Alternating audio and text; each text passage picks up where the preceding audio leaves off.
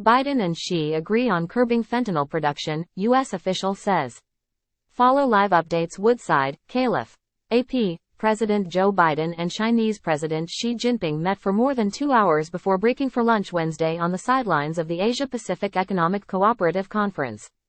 They reached agreements on several key areas that include curbing the production of illicit fentanyl and resuming military-to-military communications, according to a senior Biden administration official.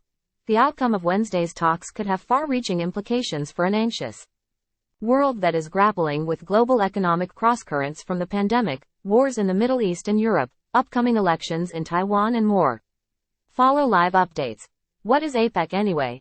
Biden's goal for Xi meeting is to get U.S. China communications back to normal.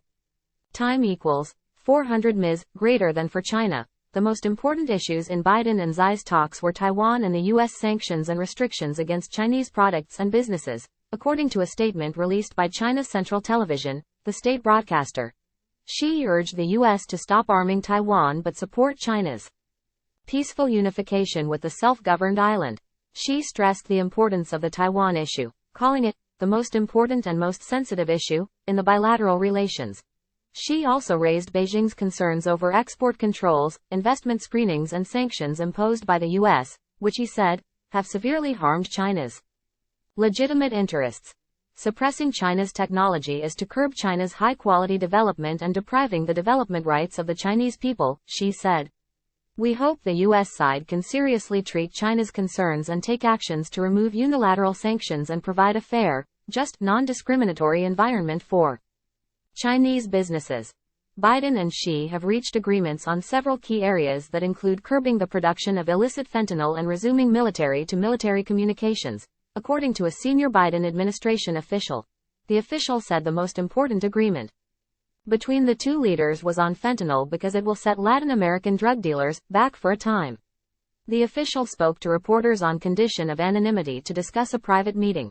The resumption of military communications means Defense Secretary Lloyd Austin will speak with his Chinese counterpart once that person is named, as will senior U.S. military commanders with their counterparts, along with engagements at much lower levels, the official said.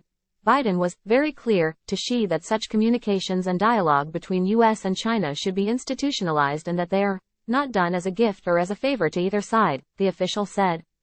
Time equals 400 ms greater than, Associated Press reporter Amr Madani. After lunch, Biden took a short walk on the property with Xi, winding along a brick path where the two leaders were able to get a good look at the hillside and property's impressive topiary. Time equals 400 ms greater than. Asked by reporters how the meeting was going, Biden responded with a thumbs up and said the talks were going well. Biden is having a working lunch with Xi featuring such dishes as pilaf made from a style of rice popular in South Carolina. The pair met for around 2 hours and 20 minutes, then took a break before beginning the meal. More discussions are likely to come after lunch. In the meantime, though, neither side will go hungry.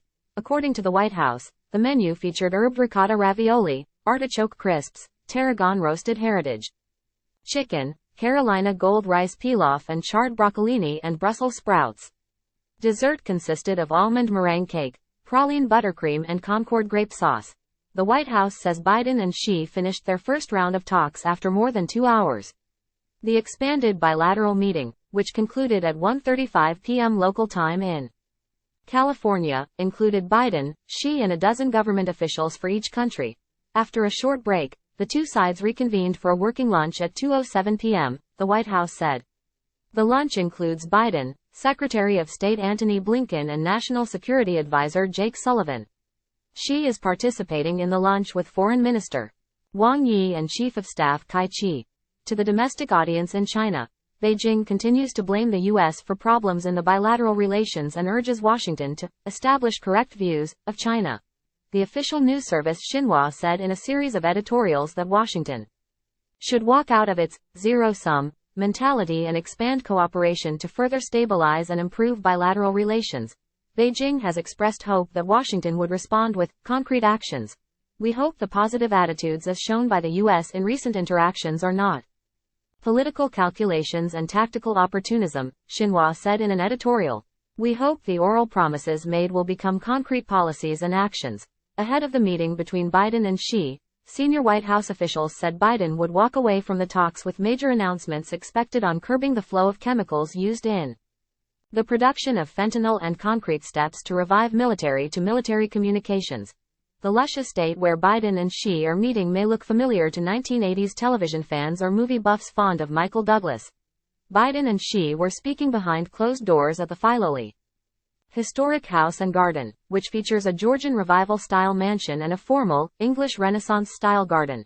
The retreat consists of 16 acres of formal gardens and is surrounded by a 654-acre estate. It is located in Woodside, California, about 25 miles south of San Francisco. Time equals 400 ms. Greater than the property was built in 1917 as a private estate for the Bourne and Roth families, but has since become a national trust for historic preservation site. It is normally open to the public, but a message at the top of the estate's website currently reads, Filoli is closed November 13 to 15 while we deck the halls for the holidays.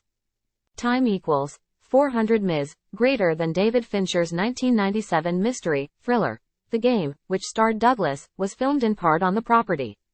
So was the multi-part pilot for ABC's primetime soap opera, Dynasty, which aired from 1981 to 1989. I'm still of the view that major country competition is not the prevailing trend of current times and cannot solve the problems facing China and the United States or the world at large.